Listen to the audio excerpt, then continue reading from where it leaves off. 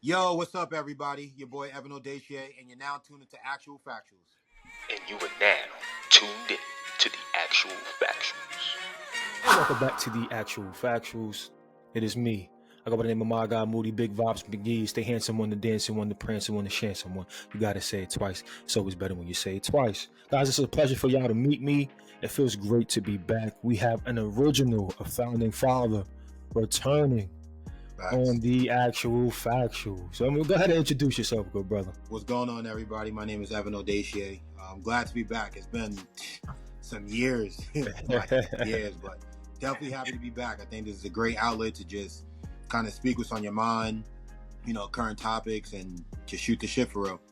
Yeah, man. Listen, obviously, I know a lot that's going on with you, but we're here to talk about those, some of those things that we got going on in our lives. And I'm gonna jump right into it. Before you guys listen, go ahead and hit that follow button. Follow him at Evan Odeseye. You see his it's written right there underneath his name. Okay, that's on IG. He's on LinkedIn. He's on Twitter. He is on everything. If you type in that name, you will find Evan. Okay. All right. You can follow me at my guy Moody. You can follow this page, the Actual Factualz NY. That's on Instagram as well. TikTok too. Same thing. Same avies. My guy Moody, Actual Factualz. Evan Odeseye is the same on TikTok. Guys, listen. It feels great to be back. Ev, right? For the people who haven't seen or the Actual Factualz fam who haven't been updated on what you got going on, you have jumped in a lane of acting. Yes. Right now, I don't want to speak too much for you because you had, in my opinion, right, and I'm sure you would say a good break for somebody who just got into that industry at that point in time when you landed City on the Hill. Right now, how long ago was that? That was 4 years ago. That was 4 years ago. Tell us about your experience. Actually, 3. I'm sorry, 2021. My apologies. No, good. That's fine. And that the lead actor in that was Kevin Bacon. Kevin Bacon, yes. Right. And forgive me, I forget his name. His last name is Aldridge, I believe. Aldous Hodge. Aldous Hodge. Forgive me, but that goes better than act. You good? Yeah. So tell me about that experience that was for you. It was a great experience, honestly. That was like the first major project that I've ever worked on. I've done some television and some film before then, some commercials, some print work, but that was like the first like full on production with like a huge studio, Showtime. And it was a great experience, man. I learned so much. I built like a lot of relationships. And like the resources that I got from that, like my guy Shannon Wallace, he was like my scene partner in just about like majority of my scenes, and he's doing his. Yeah, light skin ball, right? Yeah, so okay, yep. He's on the #1 movie in America right now. It's called Divorce in Black. Just came out. The Megan Good? Yeah, that's him. Yeah. Yeah, that is him. I just watched that a lot. We went to the other night, bro. Yep. That shit was all right. Go ahead. I gotta watch it. I gotta watch it. Yeah, nah. That shit was today. Nah, the lead on that smoked that. But go ahead. Yeah. Megan Good, Corey. Yeah, nah, they that shit's gonna have you. I saw the trailer, like that scene, like.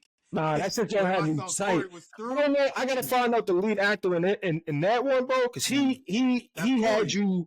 Like Corey Hardick, he was the one that was married to Tia Mowry. Shout out to Corey Hardick, because when I mean, bro, like he put you. That's how you know good acting. Not to get off on a tangent, but like he puts you in the space of like turmoil, and like his character. Obviously, he was the antagonist, and and like he was like genuinely had as a man. Like I'm watching it, and like some of the things that he was doing was triggering me because it's like, yo, bro, he's wilding. So like, he's like, definitely wilding. So like it was really good acting. But go ahead. Yeah. I'm sorry. So yeah, like I built a really good relationship with Shannon, and I use him as a resource. Like I had an audition not too long ago for one of Tyler Perry's TV shows, and I just asked him for like some feedback because I think that's his second or third Tyler Perry project that he worked on. So every casting director, every director, they have something different that they look for, but he gave me pretty sound advice, which is kind of the advice you get from everyone in the industry, which is don't do anything over the top. Just go out there and have fun. You know what I'm saying? And that's what I did. I didn't book the role, but, even just having the opportunity to audition for Tyler Perry for a guest star role. To me, sorry, it wasn't guest star; it was a series regular role. Even just having that opportunity, being afforded that, is monumental for me. And I just constantly remind myself I'm one audition away. Yeah. Yeah, and then I filmed. I did Blue Bloods. So that's going to be dropping towards the end of the year. That Fire. was dope. Yeah, that was a dope project as well. Just being around Tom Selleck and just seeing that production. Like that was my first time working with CBS. So that was pretty dope. I also booked the film. We were actually supposed to film that in May. Production's a little bit delayed on that, so kind of just waiting to hear back for when that's going to be shooting. And right now, just a grind, man. Just staying in a good mental space, trying to stay in a good physical space. Watching what I eat, making sure that I'm, just in shape and ready to go. And let's talk about that process, because like that's the nitty gritty. People think acting is 2 points. I want to get to the point, because you said something that triggered. You said, especially with acting, right? In my very brief time of trying to get in prints and doing self tapes and things like that, the average eye gets in there, think they need to over dramatize and oversell a lot of their takes. So like I loved how you pointed that out, that like, again, like especially when it comes to self tapes, as you know, we never know what they're really looking for. Yes. You can give them what they wasn't looking for and they love it, right? So it's one of those things where it's just like, keep it cool, keep it simple. If it ain't broke, don't fix it type of thing. Yeah. And also talk about those challenges, right? In terms of just like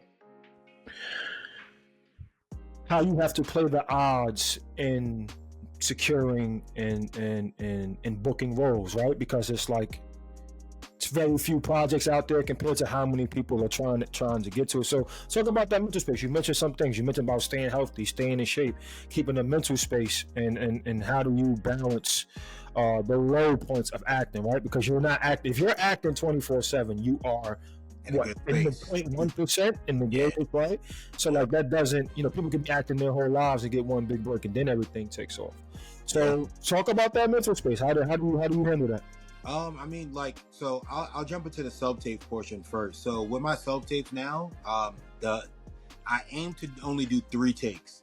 If they ask for 2 different takes, one like comedic and then one whatever, then I'll aim for 5. But when I first started acting, I used to just burn myself out by just like trying to perfect it, and I just ended up doing like 20 takes, and then it's like to go back and try and figure out like what you like. So now my process, like I said, I really aim for 3. I do the first one, I watch it, I see what it is that I want to adjust. I aim to adjust it on the second one, and then that third one, I try to do something completely different. And those are my 2 takes. If I have to go up to 5, I'll go up to 5. But I just feel like for me and for any actor, right, if you can't get it in 3 to 5 takes, you're not going to get it, because you're going to be so focused on trying to correct one thing that you're going to miss out on all those other things that you were doing really well, and then you're going to end up sending in a bad self tape. So yeah, when it comes to self tapes, like I said, 3 to 5 max. And then just as far as like, my physical and my mental, I just make sure that I do some type of workout every day, whether that's just walking. Sometimes I'll just go to the park, or I'll go to my old college and I'll walk 6 laps. I'll hit the weight room sometimes, but I'm not really that much of a weight room guy anymore, because I just feel like playing college football, like they just drilled like weight room, squatting, benching, you know what I'm saying? So like now more like push-ups, pull-ups, calisthenics, like I said, running. I'll do the Stairmaster, and then for my mental, I just try to do things that I enjoy, which is spending time with family, spending time with friends, traveling, eating, trying different foods and stuff like that.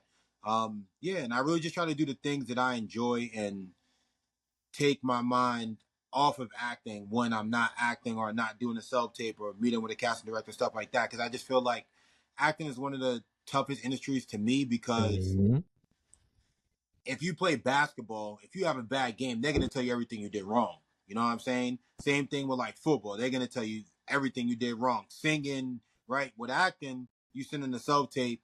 If you don't hear back, you just didn't get it. They don't say, hey, if you Josh, smoked it or your not, take right. was really great. We just decided to go with an actor that we worked with.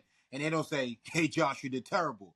You Right. just don't hear anything. You know what I'm Right. saying? So unless you're getting pinned for a project, which means you're in the top 3, or they're telling you that you booked it, or they're telling you you got a second audition, you really don't hear back unless your agent or manager has a really good relationship with that casting director, and then they can kind of, give you some feedback. But that's not the norm. Yeah, so that is an obstacle, right? So is Mhm. that what would be the? I really want to get specific here. What is your biggest challenge so far with acting? Because right, we talked about the odds, right? You got to play the Mhm. odds. There's a million and one actors compared to the projects, Mhm. right? Especially when it comes to, especially in this day and age, right? Like we can also mention here that everything is no longer in person, right? Yes. Everything, a lot of things are submitted, especially once COVID hit. All that in person thing went out the window, right? I don't know. Are you comfortable sharing with the hours that you use to book your, other than your agent, obviously? There's You a don't few. have to. I don't want to. I don't want to. Yeah. I Because mean, nah, I'm not. Nah, there's a few. There's hmm backstage.com. There's hmm castingnetworks.com. hmm There's a few, honestly. I don't really use them too much anymore because now that I'm in the union, a lot of those projects are non-union, so I'm unable to do them. But they're Got definitely it. out there. Okay, right. So, granted, that is a perfect example. I'm glad you said those two because I know for a fact, nine and a half times out of 10, those are submitted online. You don't see the casting directors. You read the description, which can be very vague, can be very general, Mhm. right? So you got that obstacle. Um, you also have the fact of, like, especially in the space that you started, you didn't go to school for this. This was a passion that you picked up Yep. as you experienced your life and felt like, man, I really love to act. And I know how passionate you speak about acting. So granted, you can't uh categorize how you specifically feel because I know and I know how you are in terms of what it means to you. So I want to ask you, what has been the biggest challenge for you when it comes to acting? I think the biggest challenge is building the right team. Um, and I feel like I have a pretty solid team. Um, but yeah, I think the biggest challenge is just building the right team. And I feel like that's the biggest challenge in life, right? Like, and whatever it is that you do, like putting people in the right seat on the boat so that you can drive the boat and y'all can get to your destination and accomplish everything that you want to accomplish, right? Because some people talk a good game, and some people are really good at what they do, right? So you just have to find like your niche and, do I want to be with a boutique agency that's only going to have like 4 or 5 people and they're really going to focus on me? Do I want to be with a big powerhouse agency that's going to have 40, 50 people, but they got all the connections because they've been around for the longest? Do I want a manager that's hands-on, has relationships and networks that can connect me with people? Do I want someone on the come up that's as hungry as me, right? So like, yeah, I think building the right team is definitely the biggest obstacle.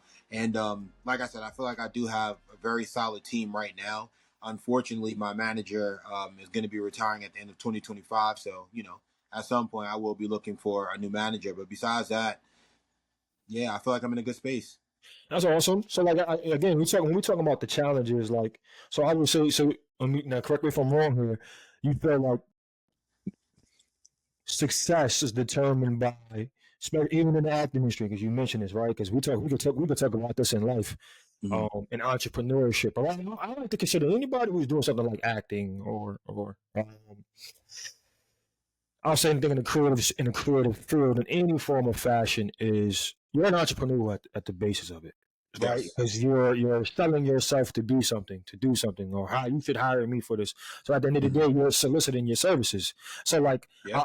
I will forever consider you an entrepreneur in terms of just how you have to uh put yourself out there and you gotta Mhm. grind. I think you can say I'm an actor to you blue in the face, but if you don't get out there and self tape and do these things, right? And an audition, you're not gonna get it. So, but you stress the importance of how in this game and in this industry, and I know this is fact, that's why it's awesome that you said this, is that it's always who you know, right? And the fact that like I can have all this talent in the world if I'm not tapped into that network or exposed to the people who make the decisions, right? And some people call it gatekeeping, some people call it being in power, right? It always depends Mhm. about what side of the line that you're on is. And and I just thought that that was really awesome that you're saying that, like, even still, I can have all the talent in the world. You have to be put in the right position, surrounded by the right people, in order to be successful. And Um, just to add to what you're saying yeah, too, you also got to put in the work. Like you got to oh, be in acting hands down. class. You know what I'm saying? You need And to have. you can't say it's a given because It's not even the it's best of the yeah, best. you Is got to still in put that class. time You in. know what I mean? Absolutely. Yeah. Absolutely. So I want to speak about more challenges though, right? Because I know more on a personal level, right? You are a father. I know what you do. I know who you take care of. Mhm. Okay, who you're responsible for. So I always ask these questions, right? Because I big on balance from an entrepreneur to a next. I know how hard it is with a wife and kids and managing and balancing things that you want to do and setting the precedent for the value of your time and again building, right? All the hard things what comes into what we're doing. So how do you handle your work life balance? I try to make sure that I just allocate a certain amount of time a week for the things that I want to do, right? Whether that's, you know, family time, whether that's hanging out with friends, whether that's, going to happy hour, going to a sporting event, concert, date, whatever it is that I want to do, I just try to make sure I allocate a certain amount of time. And a big thing for me that I didn't do in my younger life that I do now is I plan out my week on Sunday. And I also use my calendar and my reminders on my phone, just to set reminders for myself and just hold myself true to what it is that I say I'm going to do. Yeah, it's And something about that writing, right? Once you put it in writing, writing, it's like it's I have to Bible. You do it. got to do it. Yeah. It's like I have to Yep. do it. Yep. Yeah, for sure. And I wanted to kind of scale back because I remember what you asked. You asked me what helps with like my mental sanity. I think a big thing for me that I did not mention is counting your wins, even if they're considered Hmm. small wins, right? Because when you really like take a second to sit back and reflect on where you came from, right? And I'll use you for example with Actual Factualz. Like it used to be an idea. Like now you're wearing an Actual Factualz hat. We're on an Actual Factualz blog. You know what I'm saying? So like think about where you came from. Like this was literally a conversation. Hmm. Now it's a thing, right? And first of all, we really it was me. I had an idea about, and you was also let's do it. And now look, Yeah, how many right, years right. later it's It still always standing starts up strong. there. You know what I'm Always. saying? So like Hmm. you gotta count those small wins because when you get that Sirius XM deal or you get that ESPN deal, whatever deal it is that you're looking for, right? You can literally reflect back and say, wow, like I remember when it was a phone conversation. I remember when I was shooting it in my living room. I remember when I had a studio. I remember when I got my first deal. Like, you know what I'm saying? And like just seeing that progression is enough to remind you to keep going. And Yeah, like for me, absolutely. you know what I'm saying? I remember when acting was a thought. I remember when I went into acting class for the first time, when I did my first off-Broadway project. You know what I'm saying? My first time on set as a background actor to my first time on set as a co-star, guest star, you know what I'm saying? So like speaking lines, like all of those little steps are just constant reminders that like you're on your path in life and you just got to keep pushing. You stir something up in me, right? Because like the way I get excited about creating is what I'm assuming how you get excited about acting. I'm gonna ask a specific question, but I wanted to share that like why I got into DJing and I'm a communications major at heart. That was my bachelor's, my 4-year degree. And I'm one of those people. I'm one of those. Just give me a mic. I don't care in what capacity, right? Podcast, talking, host, and more recently, in the past couple of years, I started DJing, right? And all these platforms and these different tools was just used, to portray my skills and how I'm able to control and move a room or command attention in the room, right? Mm. And in those spaces is where, other than my kids and my family, because I get that with my kids too, right? Is that freeness of like I lose myself in these spaces of just like this feels right. Yeah. This feels like this what I was born to do. Like it brings It, you happiness. It's a like sense of yeah, like like real like out of body experiences of like absolutely. like and again like more recently with DJing, like when I'm able to make a room move side to side involved and they're picking up what I'm putting down. To me, there is no, again, outside of my kids, I haven't found a better feeling like football used to provide after a Yeah. win and you put Yeah. right and you've done some fire things.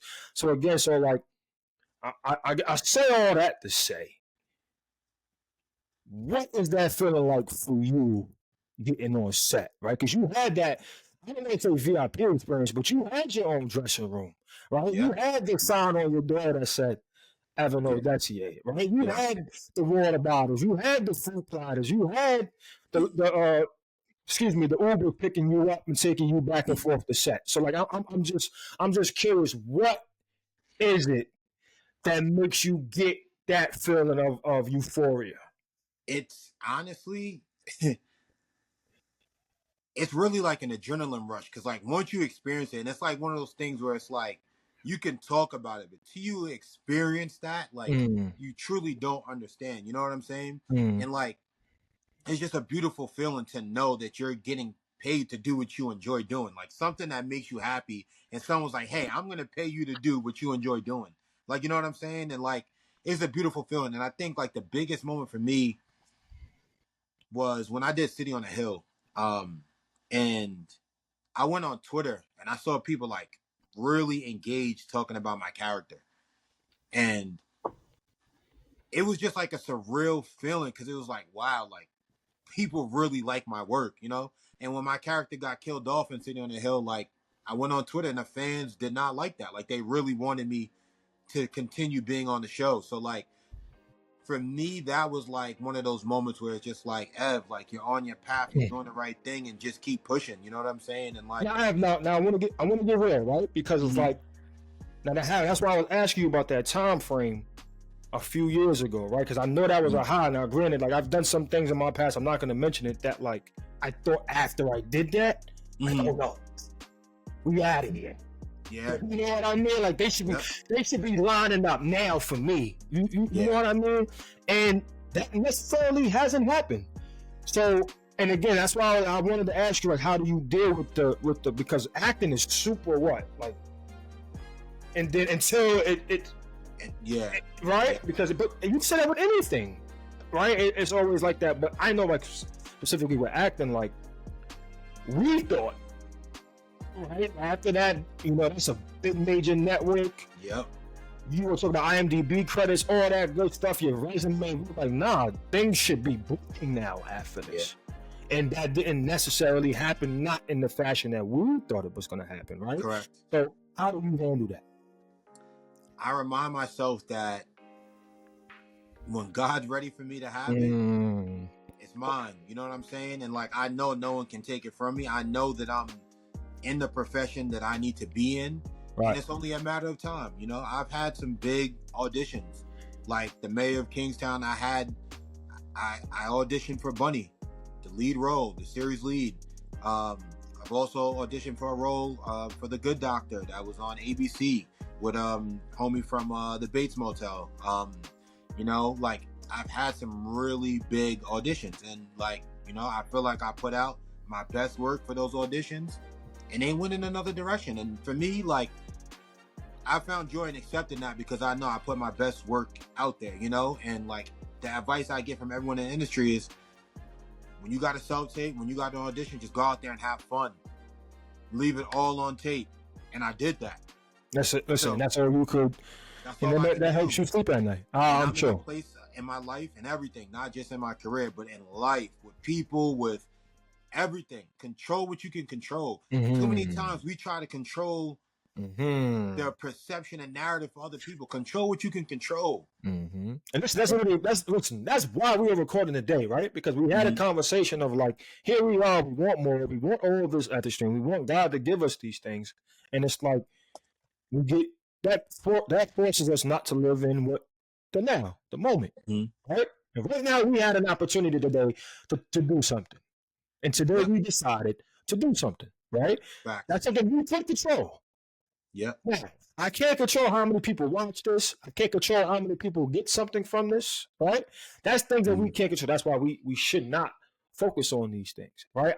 You should not focus on I didn't get it. You should focus on how can I get better, right? That also creates accountability. That creates a space of self-reliance, self-dependence, self-reliance. And again, I think that is important as an entrepreneur, as a creative, as somebody who, when you're putting yourself out there, you are putting yourself subject to ridicule, subject to disappointment, subject to a lot of things that ain't for the weak. So absolutely. And to piggyback off of what you were saying, right? I saw this Rich Paul interview. I forgot what platform he was on. I can't remember, but it was recent. And he said that unfortunately, we live in the day and age now where like people judge you based off comments and likes, right? And it's so true. And I disagree. I agree with what he said, but I disagree with people judging you off comments and likes, right? Because for me, like you said, we can't control how many people watch this, how many people get something from this. But for me, as long as one person hears this message and it resonates with them and it pushes them maybe out of that slump that they're in to be the person that they know they're meant to be, like me and you did our job. And that's why we're on here, to let people know that there's other people out there that look like them, that are in situations just like them, right? You got a 9 to 5, you got a family, wife, kids, whatever responsibilities you got, but you know that deep down you're a creative, whether that's a DJ, whether that's an MC, whether that's an actor, musician, whatever, director, writer, whatever it is. And you just got to keep pushing. You got to keep pushing. You got to use the resources that you're given and make the best of it. Stop making excuses. Stop chasing perfection.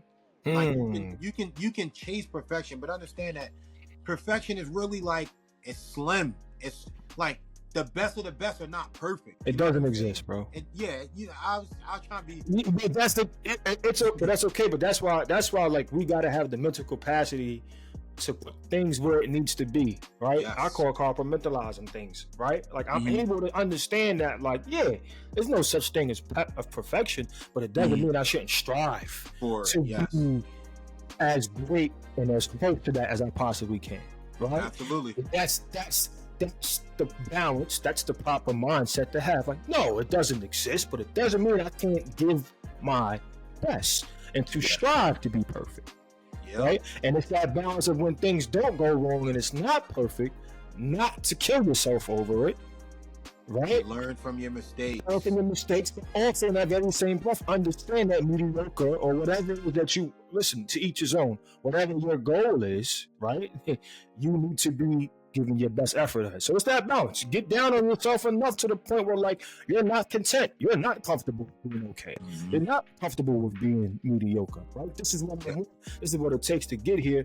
Then hold yourself to that standard. And then when you do try your best and it doesn't, right? Learn from it. Grow from it. Don't kill yourself over it because it didn't break or work out to the exact plan that you didn't think, that you thought it would work out to. And I am a victim of that, as you know. I'm a victim of that. I thought this was going to be the one. This is it. Here we are, and then boom, that one falls flat in your face, or something that you had no intentions of. Maybe works out something better for you than what you can ever think of. So absolutely, and I think one more thing, and I know I keep saying like another thing, but I think another important thing in life is like we have to constantly remind ourselves that we run our own race, right? Because I think being on social media, it's very easy to compare yourself to someone else. You know what I'm saying? Like, oh yeah, Josh just started acting how he, like, you know what I'm saying? Like, we're all on our own journey in life. What's meant for you, no man or woman can take it from you. If it's for you, it's for you. You know what I'm saying? So like, don't compare your situation to other people's situation. You don't know what they went through. That's it. You don't know what people went through to get to where they are. That's it. When something is meant for you, it's meant for you. You know what I'm saying? And I can say the same thing for you. Like, you had Yellow Cup weekend and we was like, yo, this is it. You know what I'm saying? And you did that very early in your career. You know what I'm saying? But it's just like, this is the part where like God wants you to find tools. It ain't time. That next opportunity presents itself. It's like, all right, he's ready for this. You know what I'm saying? And here's the beauty of trusting and believing, right? Is that like you say you want this, he wants to see, right? Yes. So like, how are you gonna keep? And more than likely, if this is not what's for you, this journey is gonna lead you into where you should have been. Yes. So like that's and again, that's how we keep that sanity, we keep that even keel mind, right? Because we gotta understand that fact of like, yeah, okay, and it's like that's the hard part. But yeah, it is. It is. It's definitely not easy. But you know what I'm saying? Like, that's why being an entrepreneur, being a creative is not for the weak. You know what I'm saying? And like, we gotta just, and another thing, I keep saying another thing, I'm sorry, but like, I really think your village is important. The people that you got around you, you know what I'm saying? If that means like, for everyone out there that's listening, you get in a group chat with all your friends that are creators and you bounce ideas off of each other. Just check in with each other weekly. You know what I'm saying? Because a lot of the times we get so caught up in just our day-to-day lives, like working 9 to 5. You know, if you got a wife, if you got kids, you taking care of other family members, you working 2 jobs, and we don't make time for us, right? For working out, for eating proper, for doing the things that we need to do for ourselves. And I think just having that community and that village around you to just help keep you motivated. You know what I'm saying? Everyone put their wins in a group chat, and like, you're happy for your people. You're happy. You know what I'm saying? And it's motivating for you, you know? Absolutely. I see you book a crazy DJ gig. That's motivating for me as an actor. Like, we about to be on, you know what I'm saying? That's a fact. My boy's going to be the top DJ. I'm going to be the top actor. They're going to be the top singer, whatever aspect it is. But, like, just pouring into your people and making sure that they're pouring into you as well. Absolutely. It just makes common sense, right? You're eventually going to pick up the habits of the people you're around. Yes. And that's just, you know, that could be good and bad. Yeah. Being a girl that I'm surrounded by a lot of women, and you know, you may not females, I should say. So often I have to find spaces of masculinity for me, right? And I'm only using that as an example of, like, again, if I'm around a bunch of creatives, I'm gonna stay in a creative space. You know what I mean? If I'm around guys, if we're all athletes, but yet we're not training every day, I'm gonna pick up, again, that's gonna reflect in my performance. It's gonna reflect in a lot of the things that I do. So to your point, yes. And then again, while we're on this right now, is to continue to build those relationships, continue to make sure we are creating this space as best friends for each other, right? Yes. At the end of the day, me and you could control that. So there is no excuse for why we are not continuing to build, continuing to create spaces for ourselves to put us where we want to be. That's what we can control. So yeah, listen, Ev, this was awesome. Guys, I'm telling you right now, he will be back. We're gonna try to make him a season regular as we continue to get more guests on. Ev, tell them where they can find you. I know you said it earlier, but let them know again. Yes. At Evan Odeseye on all platforms: Instagram, Twitter, TikTok, LinkedIn, Facebook. I think I got all the platforms, but that's EvanOdeseye. Listen, guys, that's Evan Odeseye. I'm my guy Moody, and it's a pleasure. Y'all want yourselves.